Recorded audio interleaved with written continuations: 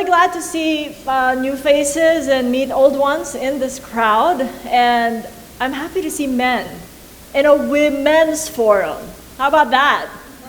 I mean, that's really admirable, because you know that there's a saying, they typically say that behind every successful man is a woman. But I dare say that behind every successful woman is an equally successful man. Now how about that? I have met in my lifetime very successful men who backed up women who have become equally successful. And that is the kind of narrative that I will show you and hope to inspire with you this afternoon. So I'll play a little bit of gymnastics here, working my laptop and the PowerPoint presentation because it's got pictures. So I hope you appreciate the visual presentation. All right, so I'm Cathy Yang, First Vice President and Group Head for Corporate Communications at PLDT and Smart. That's quite a mouthful, but it's quite a job in a converged unit that I've had to take on since the onset of the pandemic. Well, I'm that Cathy Yang there in ANC, if you remember, as Richard was mentioning, and I've also been that lady on Bloomberg in Hong Kong, as well as Tokyo, in the early 2000s. I've been with PLDT and Smart for 2.5 years. So it's gone that fast. And that all happened during the pandemic and a time of great upheaval. A lot of change in the COVID-19 pandemic.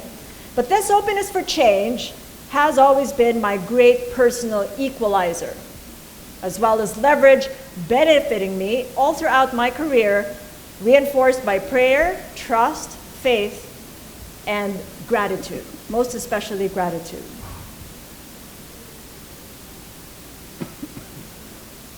Okay, so here is my journey line, color-coded into 3. I hope nobody is colorblind.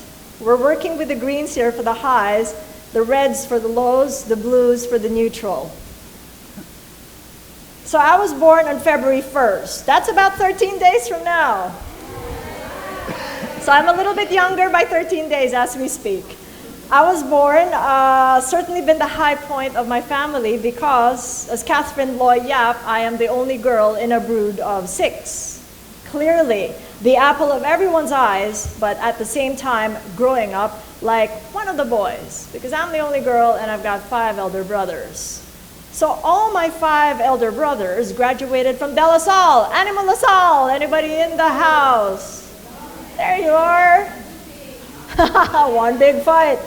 It'll all come together in my narrative as you can see what's happened in Hong Kong. Well, here we are. I found my way to be a Dean's Lister, track and field athlete, and features editor all at the same time. I've got this knack of just multitasking, and I don't know why, and I'm doing that right now as we speak.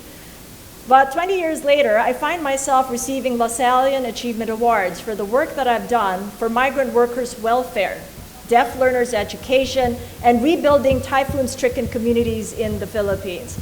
And no, I'm not a reservist. I just wore that outfit because it was the theme. So I wore a white duck uniform for when I received double honors for these initiatives on behalf of One LaSalle Hong Kong.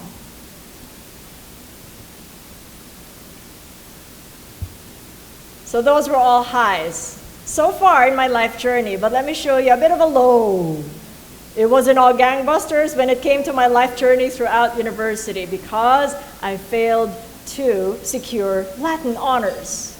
And I was devastated, just 0.3 percentage points away from being allowed it. All right, that was a big deal for me because the nerdy me wanted to take away something nerdy throughout the rest of my life. But you know, looking back, and as I learned now from our eldest daughter, Angel, grades do not define a person, she often tells me. It is the level of compassion and gratitude that do. And so I got my first job in less than 2 months after graduation. That was 1992. All right, I'm dating myself. When I started out as a news researcher, I worked my way up as a reporter, and then an anchor, and then a producer, and then at some point, all at once. All right, I was doing all that again, multitasking. Because business was turning out to be a niche news beat, one can say that I'd been there at the right time and at the right place.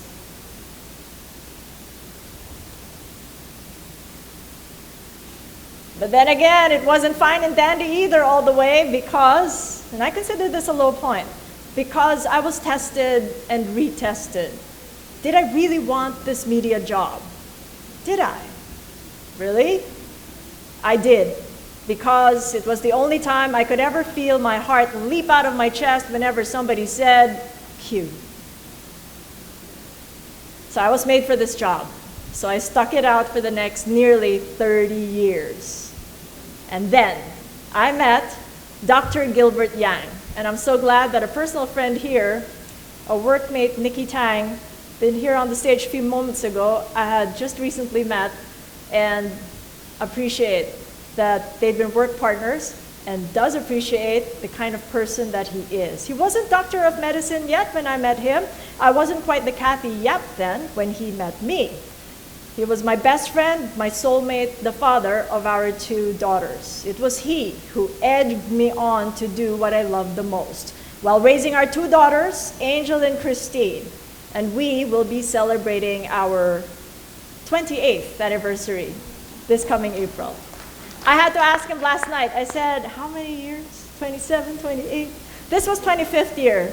This picture of us, but it was the height of the pandemic. We celebrated it under lockdown because it was April and everybody was just finding their way around the pandemic. We took that picture, and that's my family there. That's Angel on the left side and Christine on the right side.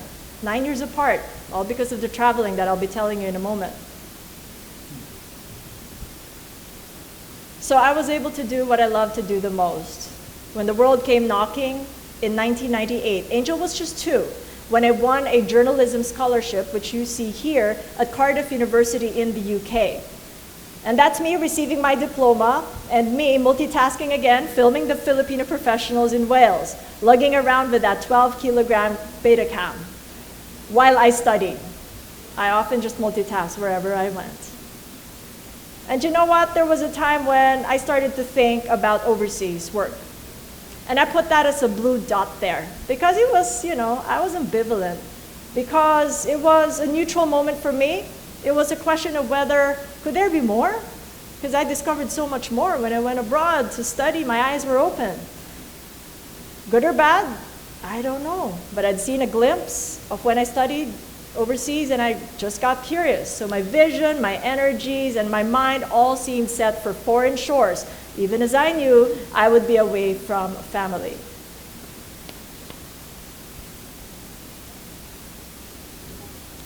And so I went back to school first. I had to think. And God would have it anyway. I was able to secure another scholarship, this time at the University of Oxford for a coveted journalism scholarship. 6 among 250 journalists from around the world got this scholarship. And there, I did a thesis I got a commendation for on the merger of traditional media and internet media, which was a look-see into what I will go into 20 years on. So I think that is the blessing that the Lord had given. And here's a low point. That was a moment that when I came home to Manila, it dawned. I got no job because I just left ABS-CBN. And I said, this is a time to regroup, recast myself. And that's exactly what I did. And prepare for what will be a shot at the world. Welcome to the world. I was ready to explore the world beyond the Philippines. In August 2000, Tokyo came calling. Continuing to grow a family here and trying to make a career overseas. How's that? I'm not the only one. There's a lot of us there, professionals, as well as overseas Filipino workers, and in their differing forms and responsibilities, but we all suffer the same fate. Well, Gilbert carried on his medical practice here, while I flourished in Japan, speaking Nihongo, securing exclusive interviews, winning awards, and above all, flying back every single weekend to be with the family and help with parenting duties, and then fly back again Sunday night, and then the process would repeat again for the next 15 years. Walang paltos. In English, as I recognize we have some foreign participants here, I did not miss a single weekend coming home. This was my commitment. I wanted to carry on a career, and I wanted to make sure that my kids knew who I was, and I had a husband to go back. That's why I thank the men who support women. And this is the kind of diaspora and this is the kind of backdrop that the Lord had given me to flourish. That's why he's always part of the story, and he knew his picture would be up here somehow. All right, so that was a low point, really admittedly physically separated from family. As with all other OFWs, or overseas Filipino workers, except that I had the opportunity to be a weekend parent.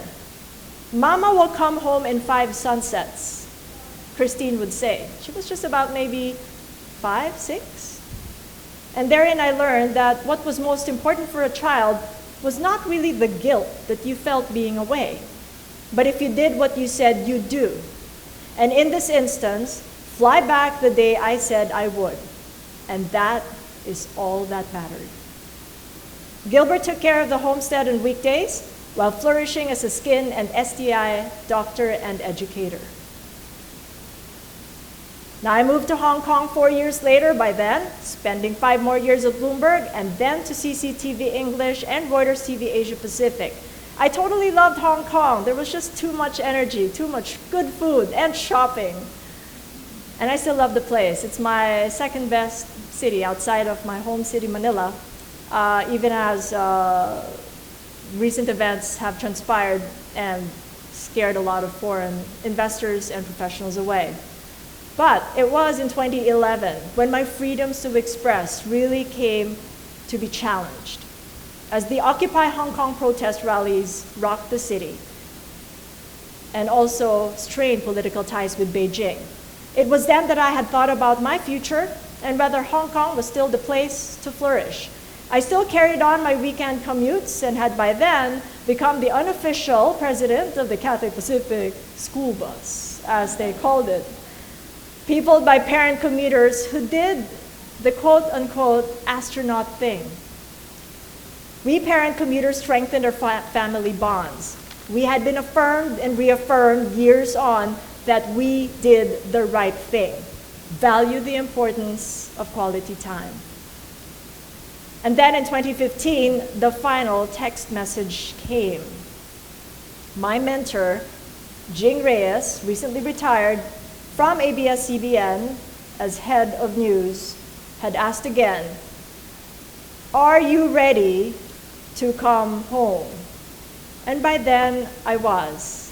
I was ready to come home. So on August 7th, I took that last flight back home and hopped on what will be the next 5 years of my career in the Kapamilya Network on the ABS-CBN news channel of ABS-CBN.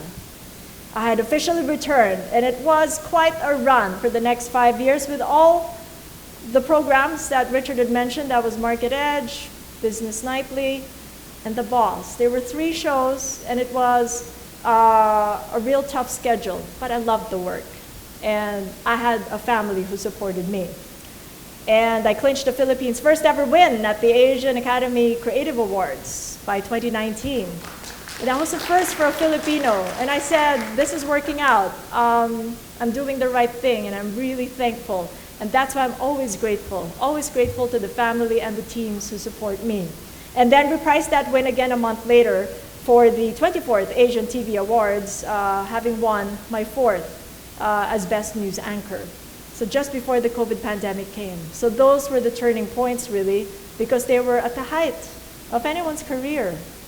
But then came the franchise renewal. And at the height of COVID came the unfortunate turn of events. The network's franchise had not been renewed, and everything else is history. But as the good Lord would have it, the offer came to head up the corporate communications team for both PLDT and its wireless unit, Smart.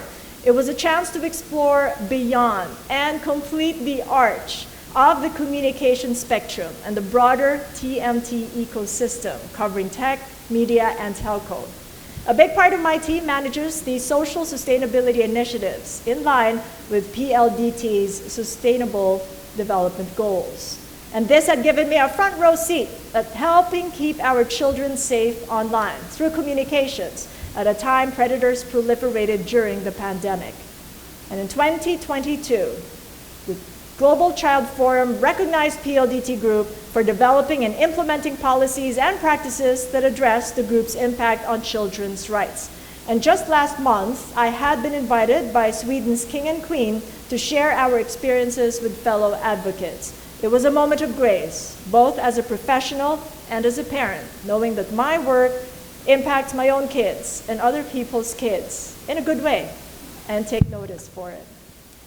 Such is the power of doing what is right and sharing it through purposive communication in an ever-evolving technology industry.